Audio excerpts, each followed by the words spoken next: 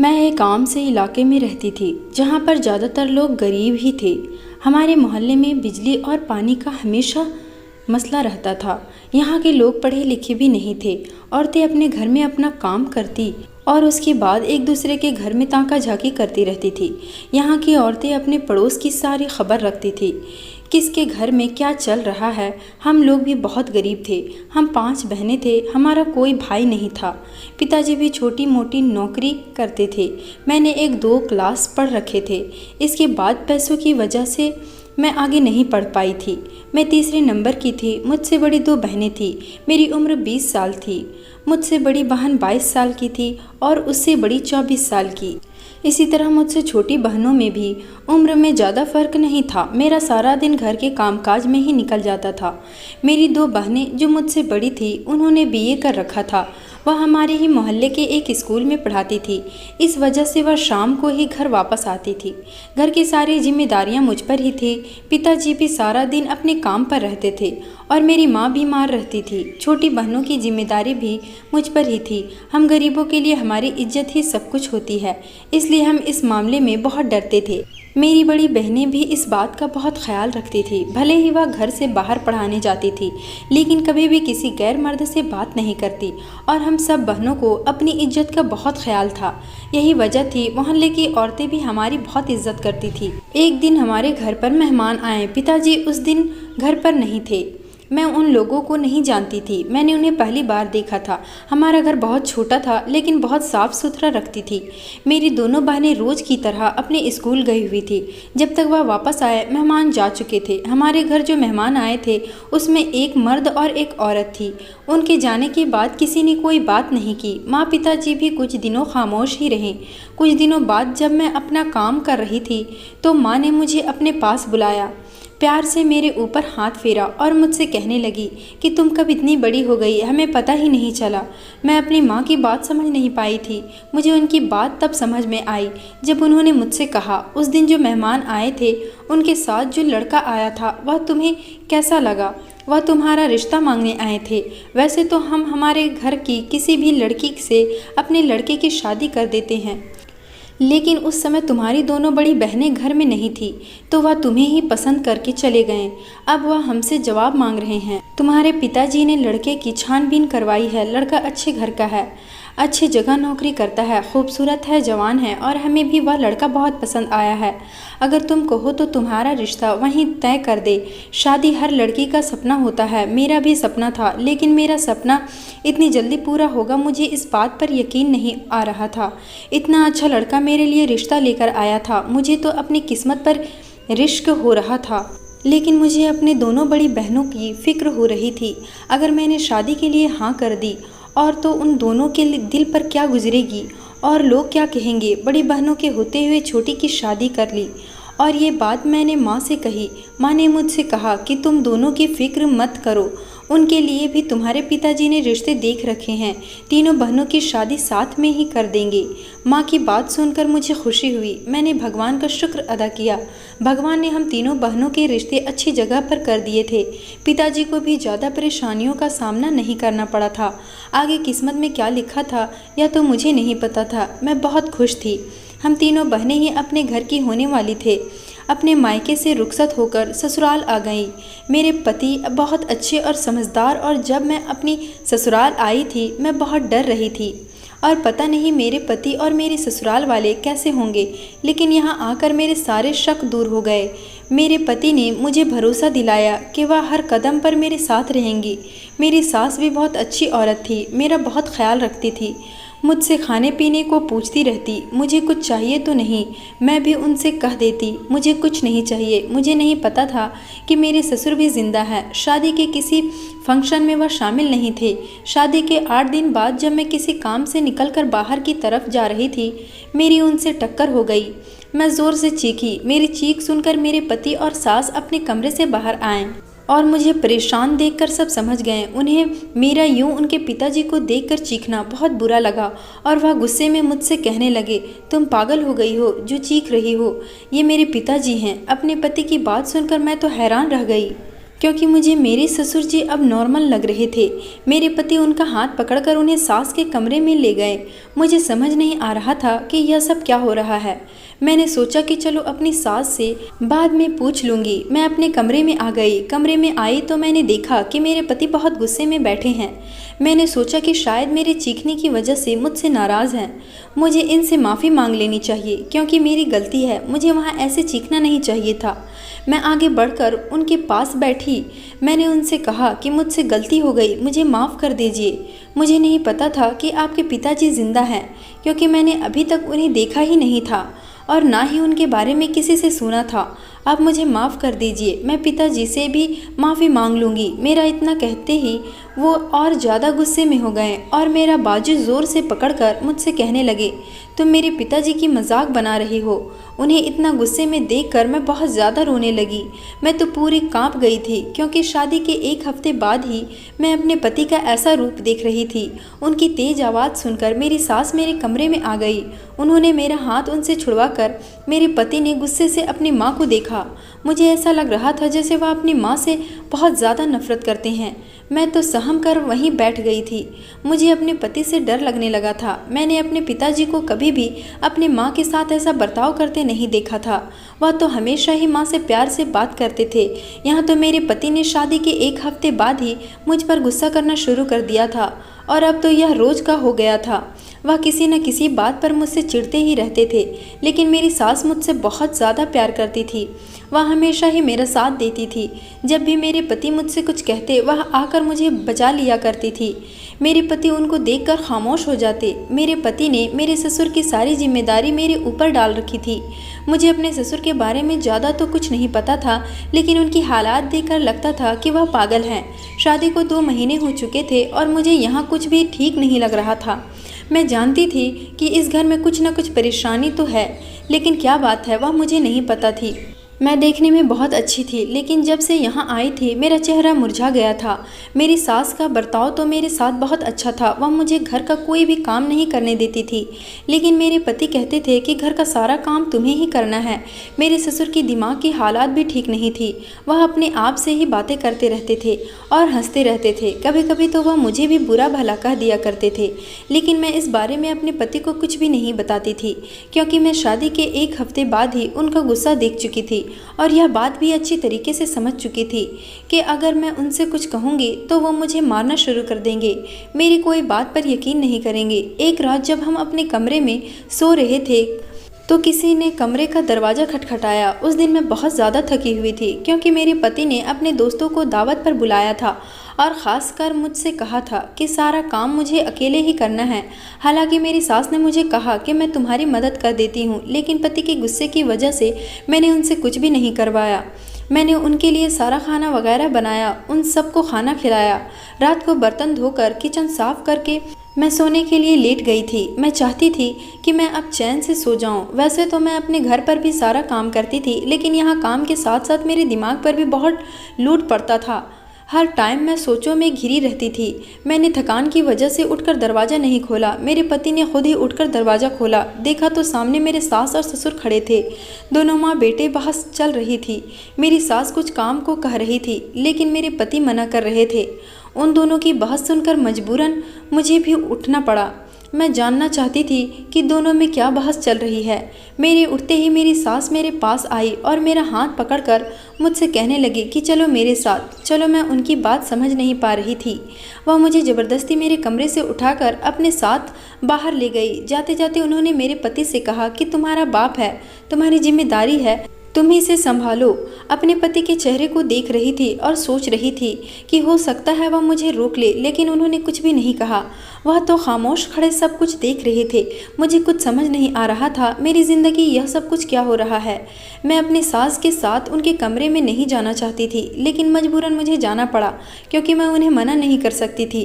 वह मुझे अपने कमरे में ले आई और मुझसे कहने लगी कि तुम बहुत ज़्यादा थक गई होगी, यहाँ पर लेट कर सो जाओ। उन्होंने मुझसे कहा कि मैं तुम्हारे लिए चाय बनाकर लाती हूँ। मैंने उनसे मना कर दिया, लेकिन वह ज़बरदस्ती मेरे लिए चाय बनाकर लेकर आ गई। मैं ज़्यादा थकी हुई थी, इसलिए मैंने वह चाय पी और मैं एकदम सो गई। दूसरे दिन जब मेरी आंख खुली और मैंने घंटे में टाइम देखा तो दोपहर के 2 बज रहे थे। घबरा गई कि मैं आज इतनी देर तक कैसे सोती रह गई। मैंने अपने ज़हन पर थोड़ा और जोर डाला तो मुझे रात का सारा किस्सा याद आ गया। मैं जल्दी से उठकर बाहर आई, देखा तो घर की सफाई हुई थी। ससुर जी भी मेरे कमरे में ही थे। मेरी सास भी बाहर बैठी थी। मुझे देखकर कहने लगी, उठ गई तुम्हारी तबीयत अब कैसी है? रात को तुम्हें मेरे कमरे में ठीक से तो नींद आई थी ना? मैंने उनसे अपने पति के बारे में पूछा कि वह ऑफिस चले गए, उन्होंने नाश्ता किया या नहीं। कहने लगी, मैं तुमसे तुम्हारे बारे में पूछ रही हूँ, लेकिन तुम्हें तो बस उसकी ही फिक्र रहती है। वह ऑफिस चला गया है और नाश्ता करके नहीं गया है। अगर उसे भूख लगेगी तो वह खुद वहाँ कुछ खा लेगा। उनकी बात सुनकर तो मुझे बहुत ज़्यादा हैरत हुई। मुझे अब उन पर शक होने लगा था। मुझे लग रहा था शायद वह मेरे साथ अच्छा बनने का ड्रामा कर रही है।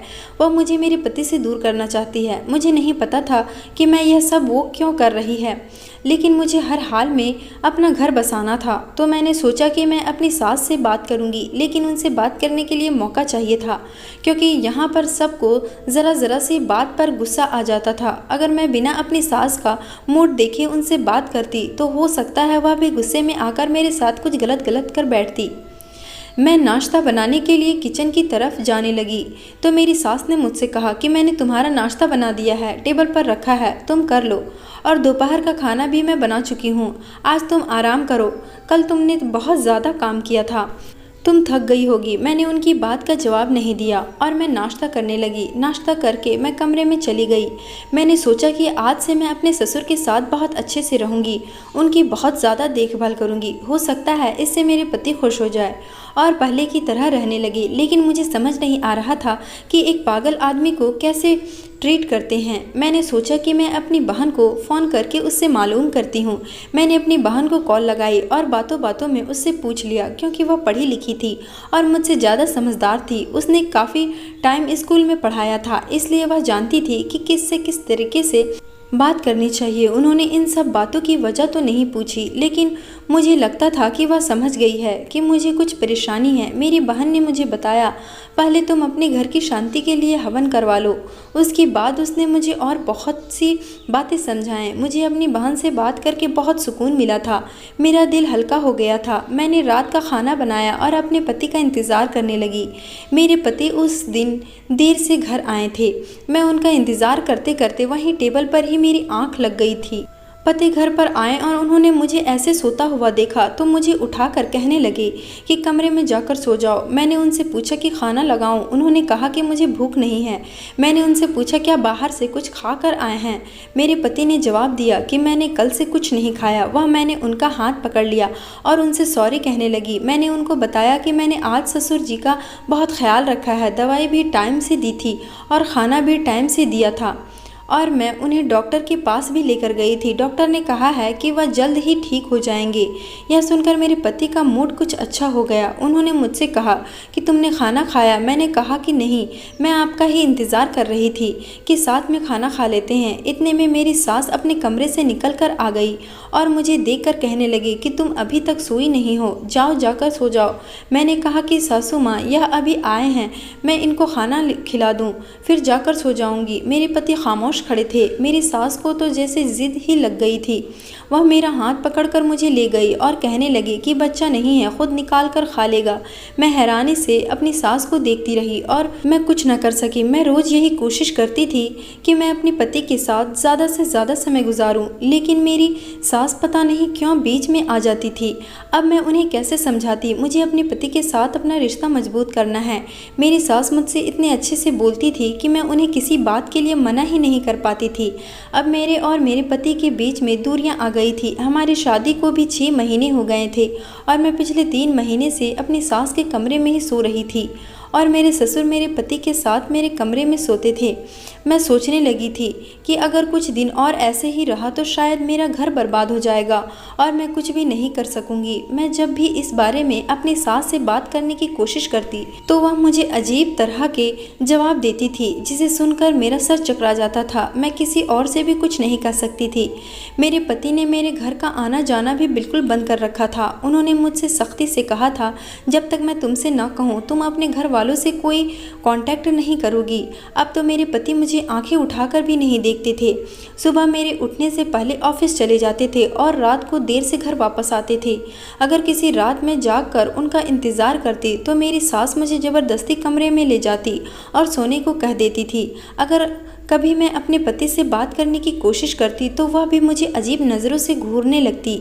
मेरी ज़ुबान वहीं बंद हो जाती। अब मैं सारा दिन अपने ससुर का ध्यान रखती, लेकिन मेरे सास को अपने पति की बिल्कुल भी फिक्र नहीं थी। जब मैं अपने ससुर का ख्याल रखती और उन्हें दवाई देती तो वह मुझसे भी कहती कि तुम इन बाप बेटों की इतनी फिक्र क्यों करती हो, इन दोनों को अपने हाल पर छोड़ दो, दोनों ही एक जैसे हैं। एक दिन मेरे पति की छुट्टी थी। वैसे तो अक्सर छुट्टी वाले दिन भी घर पर नहीं रहते लेकिन आज वह घर पर ही थे। मेरे पास मौका था और मैं उनसे बात भी करना चाहती थी। मैं जल्दी से अपना काम करके अपने पति के पास जाकर बैठ गई। मुझे बहुत डर लग रहा था उनसे बात करते हुए, फिर भी मैंने डरते डरते उनसे कहा, आप मुझे समय नहीं देते हैं, ऑफिस चले जाते हैं, रात को भी देर से वापस आते हैं, इतने दिन हो जाते हैं, आप मुझसे बात ही नहीं करते। मैं अपनी बात कहते हुए बहुत कपकपा रही थी, डर रही थी कि कहीं मेरे पति को गुस्सा न आ जाए। मेरी बात सुनकर मेरे पति ने कहा, मेरी माँ तो ऐसी ही थी, तुम भी मेरी माँ के साथ साथ ऐसी ही हो गई। तुमने मेरे लिए आज तक किया ही क्या है। मैं उनको देखने लगी, कहना चाहती थी यहाँ मेरे साथ क्या हो रहा है वह मुझे तो खुद समझ नहीं आता। इतने में मेरी सास ने मुझे आवाज़ लगा दी, लेकिन मैंने अपनी सास की आवाज़ नहीं सुनी। पहली बार ऐसा हुआ था कि मैंने अपनी सास की आवाज़ पर कोई जवाब नहीं दिया था।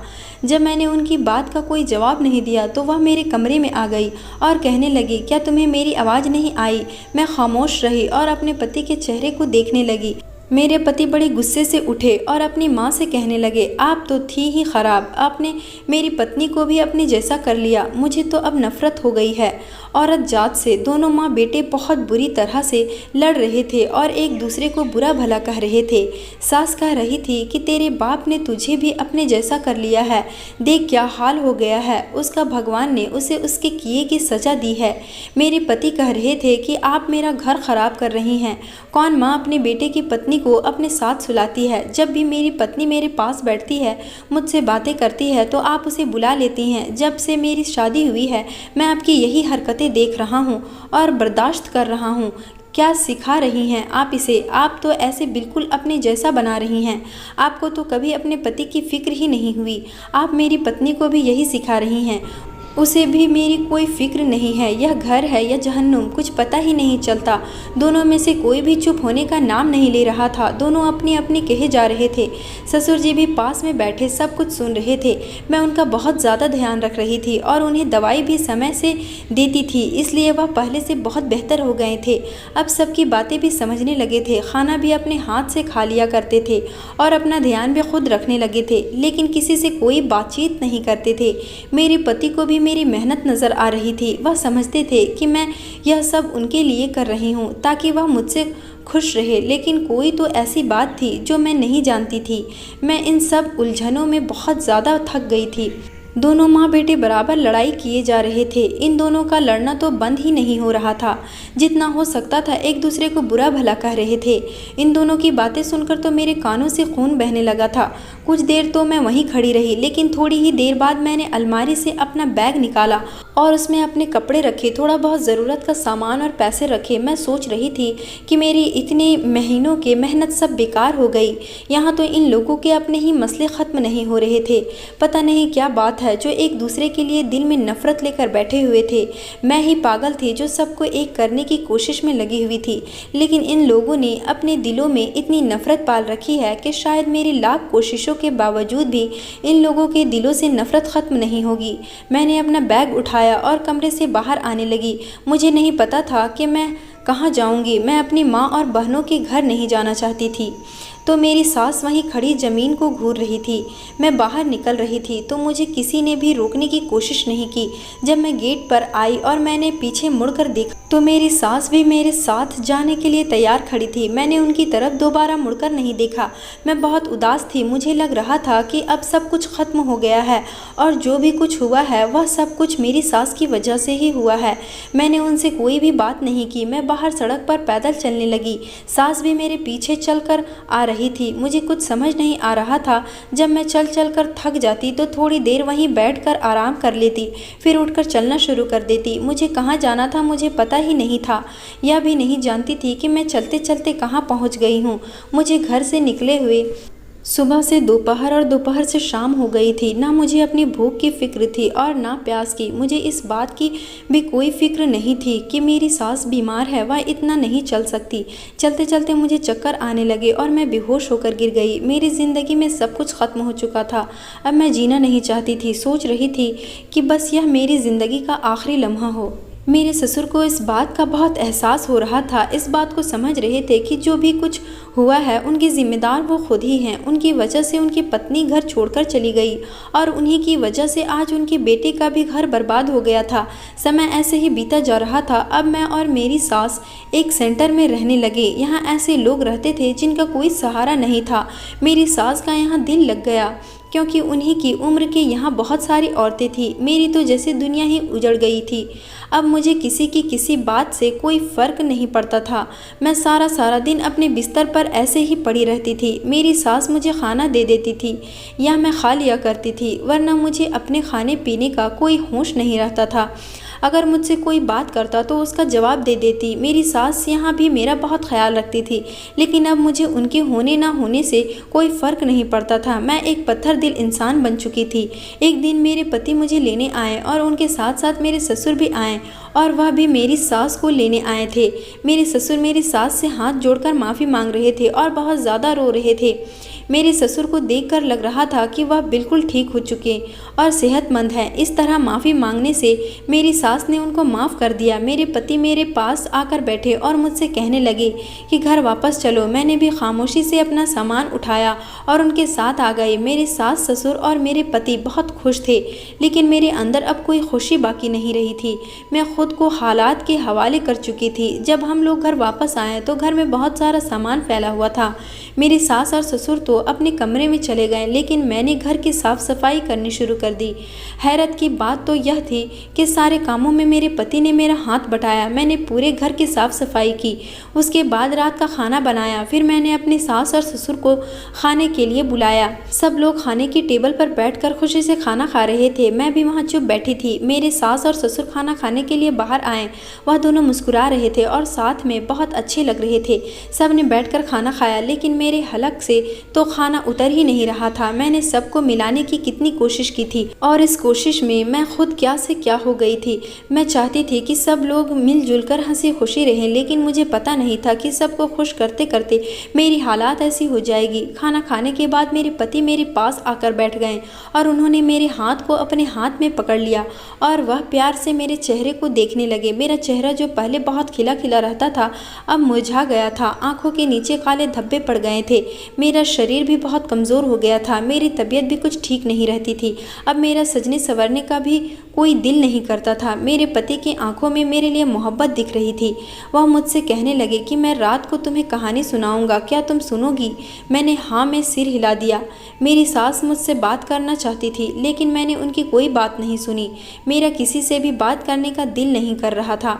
मेरा दिल कर रहा था कि मैं इस घर से कहीं दूर चली जाऊं। मैं अपने कमरे से बाहर जा रही थी कि मेरे पति ने मेरा हाथ पकड़ लिया। मैंने हाथ छुड़ाकर बाहर जाने की कोशिश की। उन्होंने मेरा हाथ बहुत टाइट पकड़ा हुआ था। उन्होंने मुझे बेड पर बिठाया और वो खुद ज़मीन पर बैठ गए। मेरी सांसें बहुत तेज़ तेज़ चल रही थी और दिल बहुत तेज़ धड़क रहा था। मैं इस कमरे से बाहर जाना चाह रही थी, लेकिन मेरे पति ने मुझे वहाँ पकड़कर अपने पास बैठा लिया। वह मुझसे अपने किए की माफ़ी मांग रहे थे और बहुत ज़्यादा शर्मिंदा थे। वह कह रहे थे कि मैं उन्हें एक मौका और दे दूं ताकि वह अपनी गलती सुधार सके और वह मेरे साथ आगे से कभी भी कोई ऐसा बर्ताव नहीं करेंगे जो मुझे बुरा लगे। उन्होंने मुझे बताना शुरू किया। मैं इसी घर में पैदा हुआ था। मेरी माँ की बहुत छोटी उम्र में शादी हो गई थी।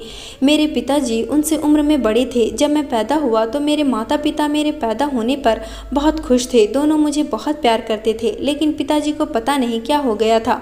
उन्होंने गली के आवारा लड़कों के साथ बैठना शुरू कर दिया था। रफ्ता रफ्ता उन्होंने जुआ खेलना शुरू कर दिया और शराब पीने भी शुरू कर दी।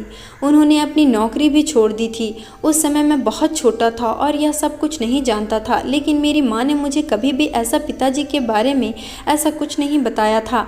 वह हमेशा मेरे सामने पिताजी की तारीफ करती थी। मैं भी अपने बाप को एक हीरो समझता था।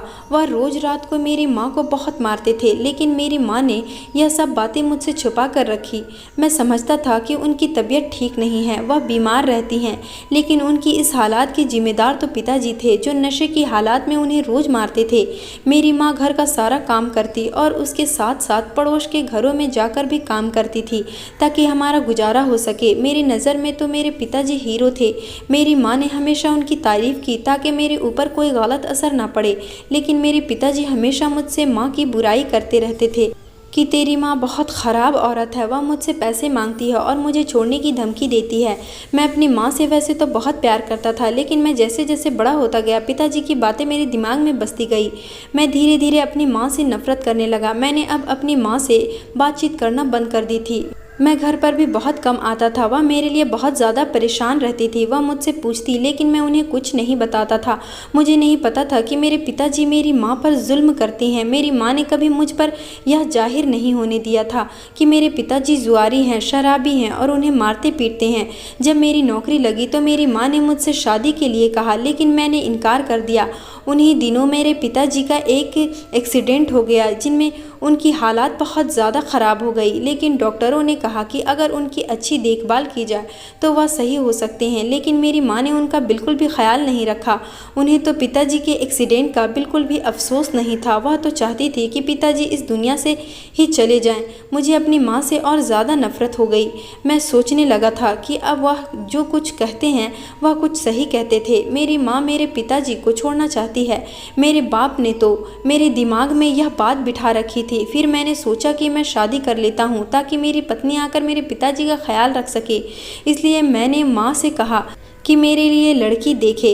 इसलिए मेरी माँ ने मेरे लिए रिश्ता देखना शुरू कर दिया और मेरी किस्मत में तुम थी जो मुझे तुम मिल गई। जो कोशिश है तुम कर रही थी।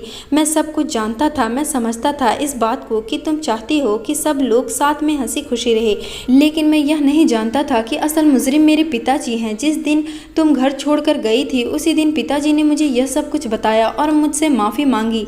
पिताजी की बात सुनकर तो मेरे पैरों तले से ज़मीन निकल गई। मैं बिल्कुल अपने होश में नहीं रहा। मुझे अपने किए पर बहुत पछतावा हो रहा था, जो मैंने तुम्हारे साथ और अपनी माँ के साथ किया था। और तुम्हारा तो इन सब में कोई कसूर ही नहीं था।